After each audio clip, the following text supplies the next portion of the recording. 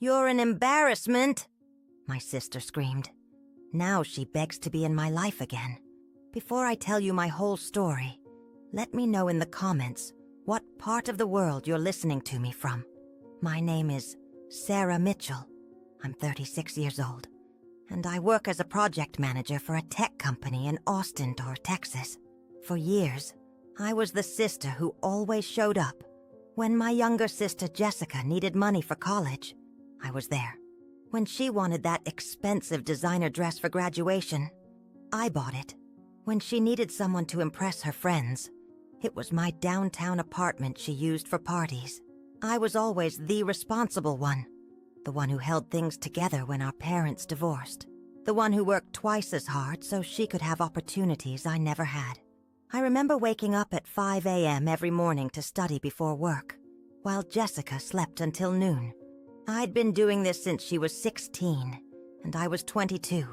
I paid her bills, her courses, her trips, not out of obligation, but out of love. I believed I was investing in my sister's happiness, building a solid foundation for our family. What I didn't know was that I was paving the way for my own humiliation. Jessica always had a talent for making friends, especially wealthy ones. While I killed myself working, she cultivated relationships with people who could offer her the lifestyle she desired. Gradually, I noticed she started being embarrassed by me. When I showed up at events she attended, she'd introduce me as my older sister and quickly change the subject. When her friends asked about my job, she'd say I worked with computers, in a tone that made it clear it wasn't impressive.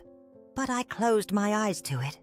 I told myself it was all in my head, that Jessica was just going through a phase. After all, I had created a spoiled monster, but she was still my sister. Blood is thicker than anything, right?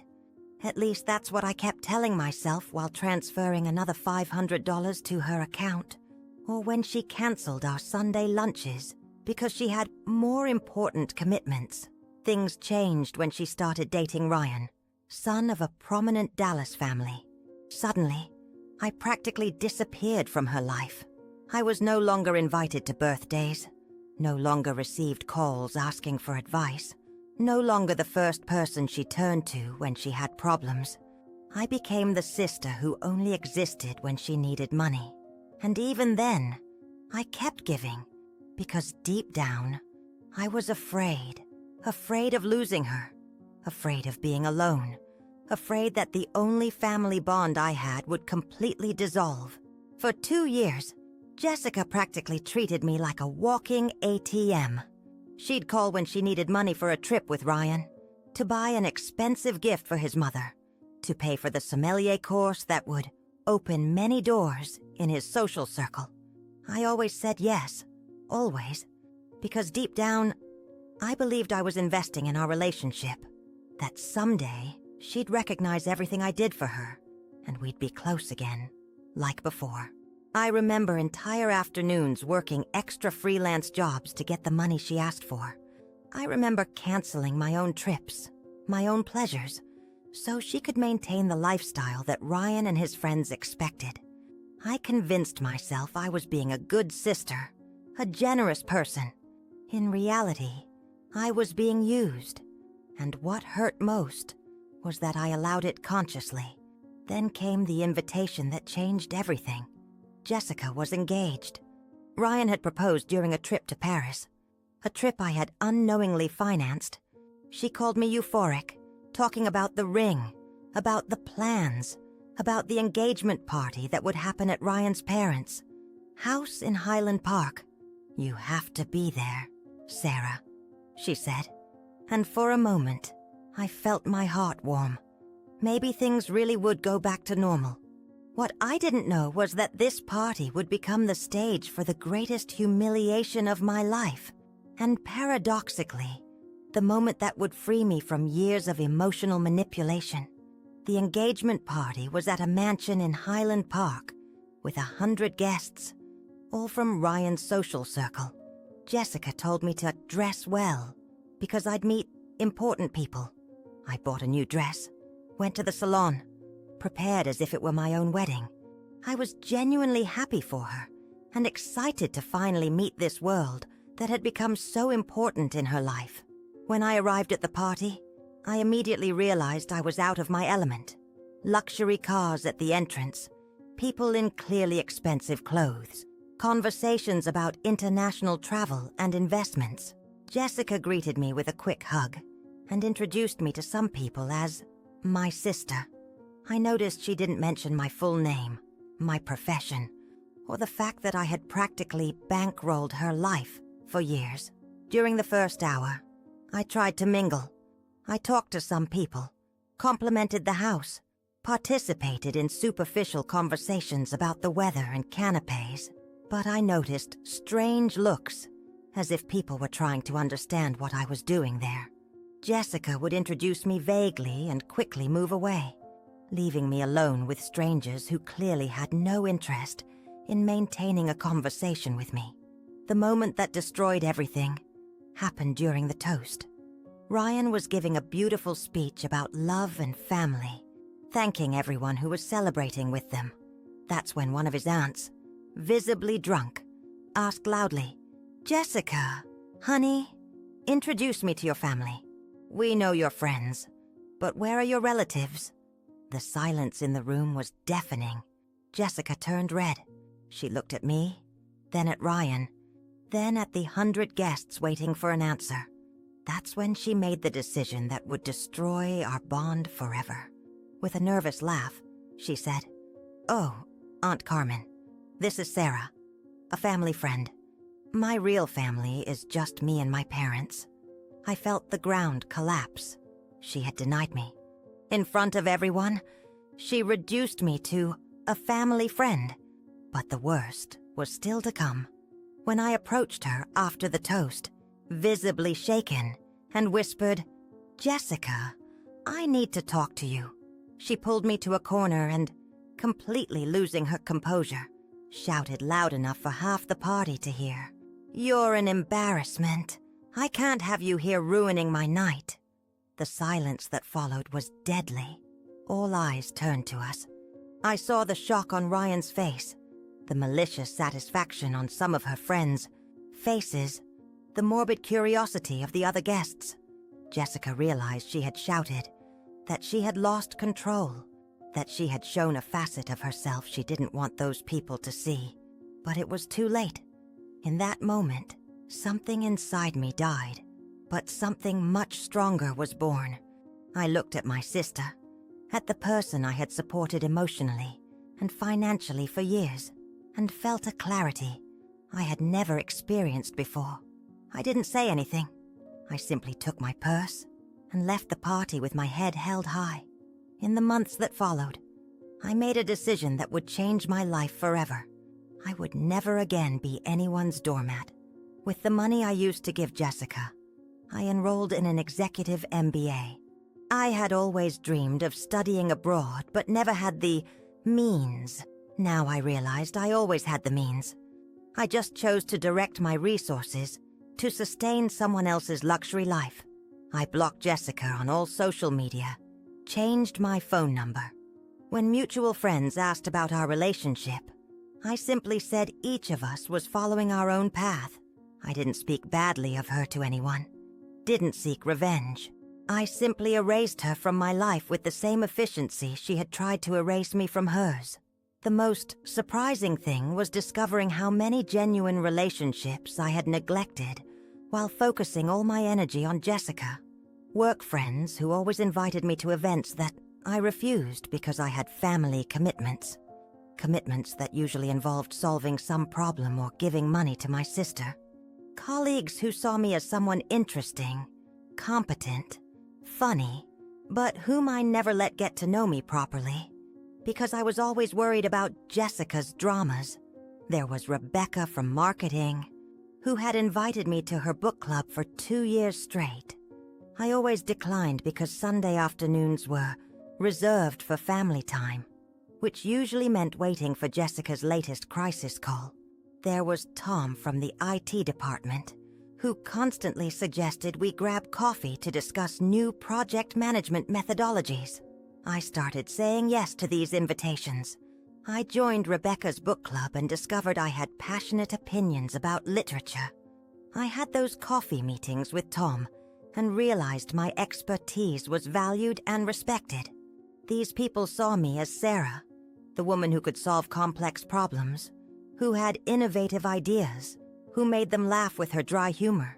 In 6 months, my life had completely changed. The MBA connected me with incredible people in my field, opened doors I didn't even know existed. I started receiving better job offers, participating in more challenging projects. I discovered that when you stop diminishing yourself to make others feel bigger, the world starts seeing you with different eyes. When you stop being defined by what you can give others and start being valued for who you are, everything shifts. It was through MBA colleagues that I met David, an architect who worked with sustainable projects. For the first time in years, I allowed myself to be courted, valued, treated as a priority. David saw me as an intelligent, successful, interesting woman. To him, I wasn't the sister who works with computers.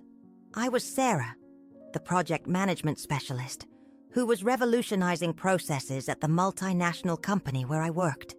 Exactly 1 year after the humiliation at the engagement party, I was being promoted to director of projects at the company was, with a salary that tripled what I earned before. On the same day as the promotion saw, I would receive information that would change everything. The call came from Ryan. Yes, Jessica's fiancé. He got my new number through a mutual connection on LinkedIn. His voice was nervous, almost desperate. "Sarah, I need to talk to you about Jessica. It's urgent." Apparently, my sister's fairy tale life had completely collapsed. Ryan had discovered the debts she had accumulated trying to maintain the lifestyle he expected. Maxed out credit cards, loans taken in his name without him knowing, compulsive purchases to impress friends. The wedding was cancelled 2 weeks before the date. His family, traditional and conservative, wanted no association with financial problems. But the details were even worse than I initially thought. Jessica had racked up over $60,000 in debt. She'd been living in a luxury apartment she couldn't afford, leasing a BMW, buying designer clothes to keep up appearances. When Ryan discovered she'd forged his signature on a loan application, that was the final straw. His family threatened legal action if she didn't stay away completely. The social circle that had once embraced her quickly turned their backs. The moment her financial house of cards collapsed, the invitations stopped coming. Her Instagram posts went from glamorous restaurant photos to desperate motivational quotes about finding yourself. What shocked me most was learning that Jessica had told Ryan about how she treated me at the engagement party. In a moment of desperation, trying to explain why she was alone and without family support, she confessed that she had made mistakes with me, that she had pushed away the only person who had ever truly supported her. Ryan, who apparently had principles I hadn't imagined, was horrified to learn how she had treated me publicly. "She's destroyed us, Sarah," Ryan told me.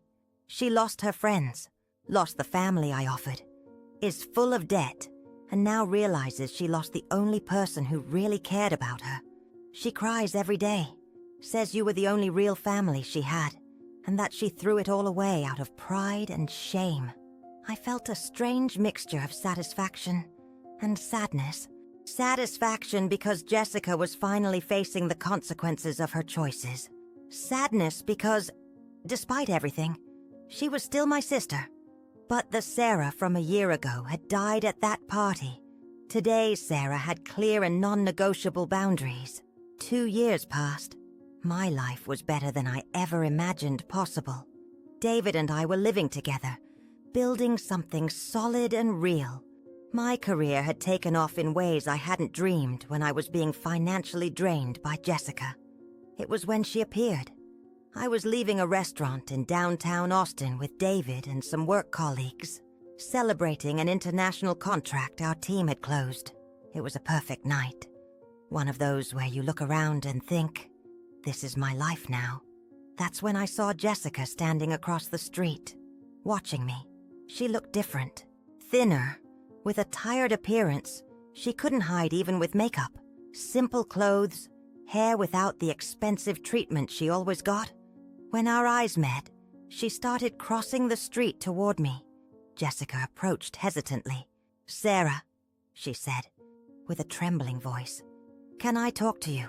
Just 5 minutes, please?" I looked at her and felt nothing. No anger, no sadness, no pity. It was like looking at a stranger I knew by sight. "I have nothing to talk to you about, Jessica. Please," she insisted, with tears in her eyes. "I know I was wrong. I know I need to apologize. I know you don't owe me anything. But I need my sister back. I need the only family I have." The manipulation was the same as always. The emotional appeal, the victimization, the attempt to awaken guilt. But now I saw all of this with crystal clarity. "You had your chance to have a sister," I replied calmly. "You chose to call me an embarrassment in front of 100 people. You chose to deny me as family when convenient. You chose to use me for years without ever recognizing my value. Those were your choices, Jessica. Now live with the consequences." "But I've changed," she protested. "I've learned. I know now how important you were. You only discovered my importance when you lost everyone and were left alone," I replied, feeling a calm I had never experienced before. "It's not regret, Jessica. It's desperation. And desperation doesn't rebuild relationships." David squeezed my hand discreetly, giving me silent support. My work colleagues, who had witnessed the scene, waited respectfully. I was surrounded by people who valued me, respected me, chose me for who I was, not for what I could give. "You always come back," Jessica said, with a tone that mixed hope and manipulation. "You always forgive me. You're too good to abandon me forever." And that's when I said the words that sealed our definitive separation. The Sarah who always came back died at that engagement party. You killed her when you shouted that she was an embarrassment. The woman standing here now respects herself too much to accept crumbs of love from someone who spent years treating her like trash. Jessica stared at me as if seeing a stranger.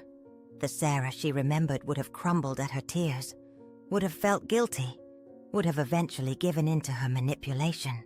But that Sarah was gone. In her place stood a woman who had learned her worth, who had built a life filled with genuine love and respect. "I made one mistake," she whispered desperately. "You can't throw away 20 years of being sisters because of one mistake." "It wasn't one mistake, Jessica," I said firmly. "It was years of using me, years of being ashamed of me, years of treating me like an ATM. That night was just when you said out loud what you'd been thinking all along." Jessica was silent for a moment, as if finally understanding there was no going back. "Sarah, please," she tried one more time. "Have a good life, Jessica," I said, turning to leave with David and my friends. "I hope you learn to value the people who remain in your life before you lose them too." As we walked away, I heard her shout, "You can't do this. I'm your sister. You can't abandon me." I didn't look back, not because I didn't have a moment of hesitation, but because looking back would mean going backward. And I had learned that some bridges need to be burned so you can build a better life on the other side. Today I know that self-love is establishing clear boundaries and maintaining them, even when it hurts. It's recognizing your value and not accepting less than you deserve. It's understanding that you can't save anyone who doesn't want to be saved, and trying to do so will only destroy you in the process. The biggest lesson wasn't about forgiveness or family. It was about self-worth. For years, I confused self-love with self-sacrifice. I thought being good meant accepting any treatment, that loving meant having no boundaries. But real love doesn't require you to diminish yourself. It doesn't ask you to accept disrespect, to fund someone else's dreams while abandoning your own. Real love elevates you, celebrates you, chooses you not because you're useful, but because you're valuable. I learned that the people worth having in your life will never ask you to be smaller so they can feel bigger. They won't hide you when it's convenient and use you when they need something. They won't make you feel like you have to earn love through bank transfers and constant sacrifice. If you're reading this and identifying with my story, if you have someone in your life who only shows up when they need something, who diminishes you to feel bigger, who embarrasses you for who you are, know that you deserve more. You deserve relationships where your value is recognized, where your presence is celebrated, where you are chosen out of love, not convenience. Maybe you're the sister who always sends money. Maybe you're the friend who always listens but never gets heard. Maybe you're tired of being taken for granted, tired of being someone's last resort, tired of feeling invisible in your own relationships. If my story touched you, share in the comments. If you've ever felt like the Sarah in this story, tell me about the moment you realized you deserved better. Let's create a community of people who learned to value themselves, who discovered they deserve much more than crumbs of affection.